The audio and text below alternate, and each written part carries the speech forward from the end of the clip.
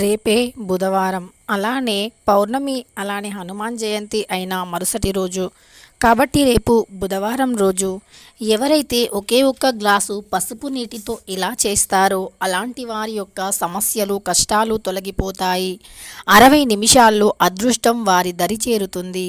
తీరని కష్టాల్లో ఉన్నవారైనా సరే వాటి నుండి బయటపడతారు.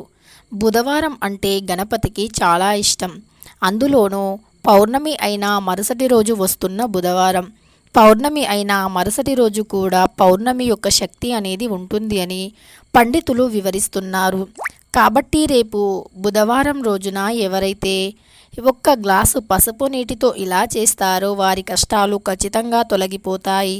వారికి అదృష్టం అనేది కలిసి వస్తుంది.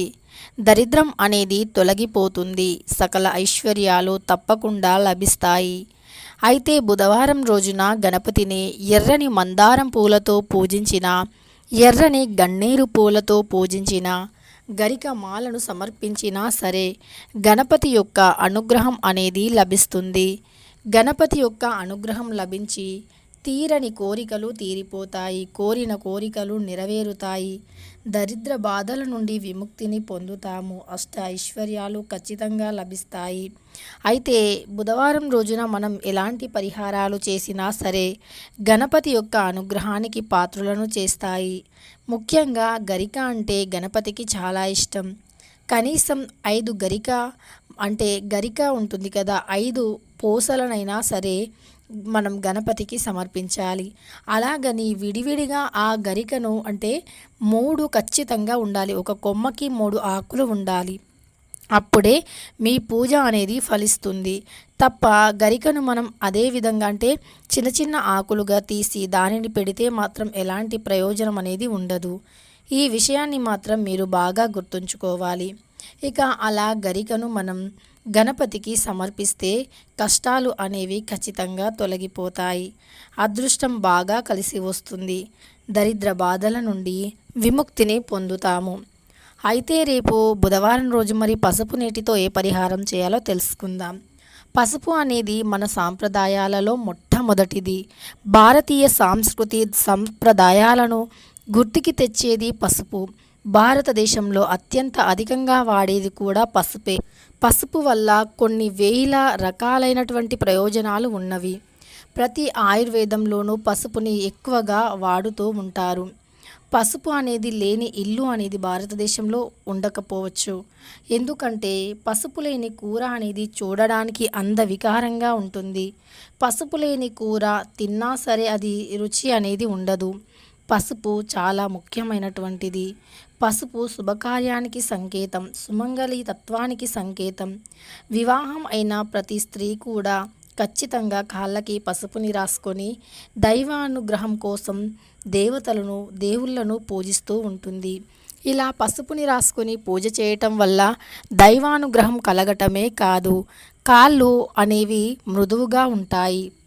మనం ఎక్కువగా కాళ్ళతో నడుస్తూ ఉంటాం కాబట్టి కాళ్ళ దగ్గర ఎక్కువ క్రిములు, కీటకాలు కూడా ఉంటాయి. అవి మన శరీరానికి హానిని కలిగిస్తూ ఉంటాయి. అంటే అనారోగ్య సమస్యల పాలు చేస్తూ ఉంటాయి.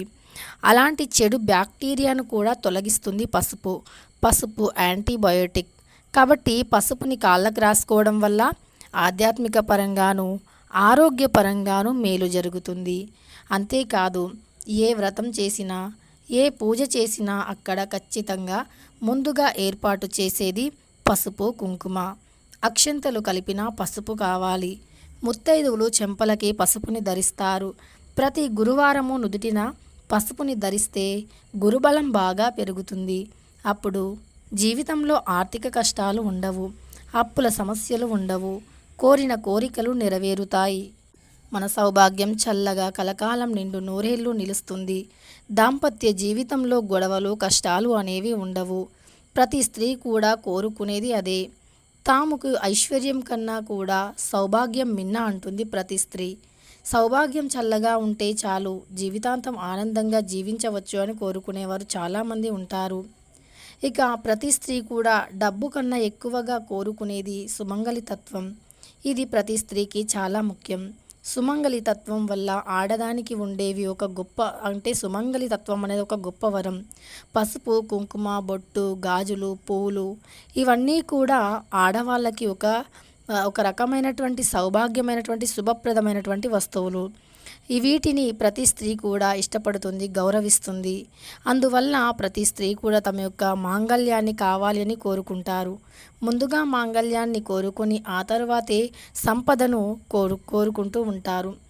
ఇలా మన జీవితంలో మాంగళ్యతత్వం అనేది చాలా ముఖ్యం. ముఖ్యంగా భారతీయ సాంస్కృతి ధర్మాల ప్రకారం మనం ఖచ్చితంగా ఇదే విధంగా చేస్తూ ఉంటాము.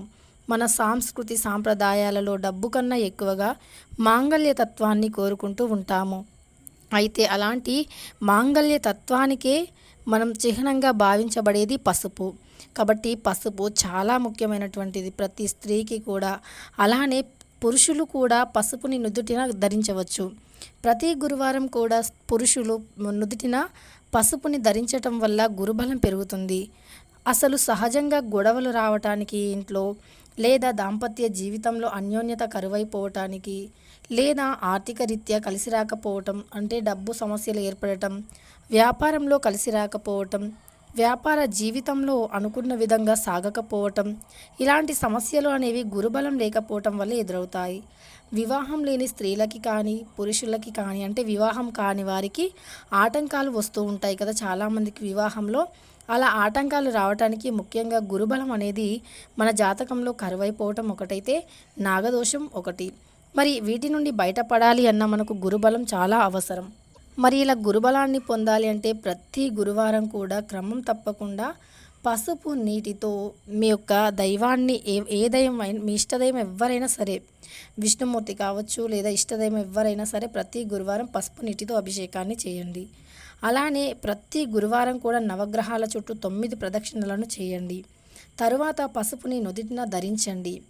అలానే పసుపుని కొద్దిగా తీసుకొని మీ బొడ్డు దగ్గర పెట్టుకోండి.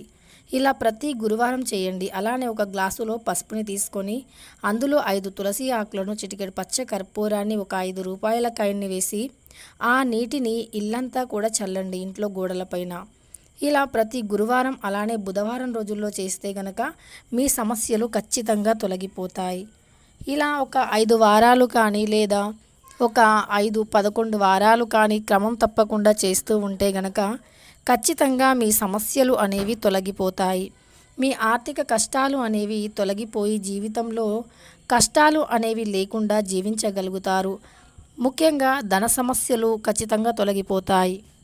ఇక మీ జీవితంలో పట్టిన దరిద్రం అనేది ఖచ్చితంగా తొలగిపోతుంది. దరిద్ర బాధల నుండి విముక్తిని పొందుతారు. ఈ విధంగా ఎవరైతే చేస్తారో అలాంటి వారికి ఐశ్వర్యం తప్పకుండా లభిస్తుంది. మన జీవితంలో కష్టాలు ఎదుర్కోవటానికి ముఖ్య కారణాలు ఇవే, గ్రహాల దోషాలు.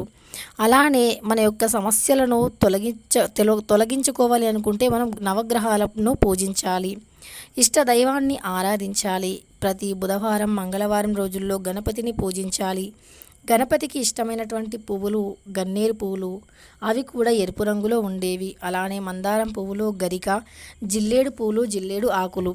కాబట్టి మీరు ఎప్పుడైనా తీరని కోరికల్లో ఉన్నప్పుడు ప్రతి అలానే బుధవారం రోజుల్లో జిల్లేడు పూలను సమర్పించి జిల్లేడు ఆకుపైన దీపాన్ని వెలిగించాలి. ఇలా చేస్తే కష్టాలు అనేవి తీరిపోతాయి, సమస్యలు తొలగిపోతాయి, అదృష్టం మిమ్మల్ని వరిస్తుంది. తెలుసుకున్నారు కదా, రేపు బుధవారం పౌర్ణమి తర్వాత వస్తున్నటువంటి రోజు ఏ విధంగా మనం గణపతిని పూజించాలి, ఎలాంటి పరిహారాలు చేస్తే సమస్యలు తొలగిపోతాయి అని. వీడియో నచ్చితే లైక్ చేయడం మర్చిపోకండి. ఇలాంటి ఎన్నో వీడియోస్ కోసం ఛానల్ని తప్పకుండా సబ్స్క్రైబ్ చేసుకోండి.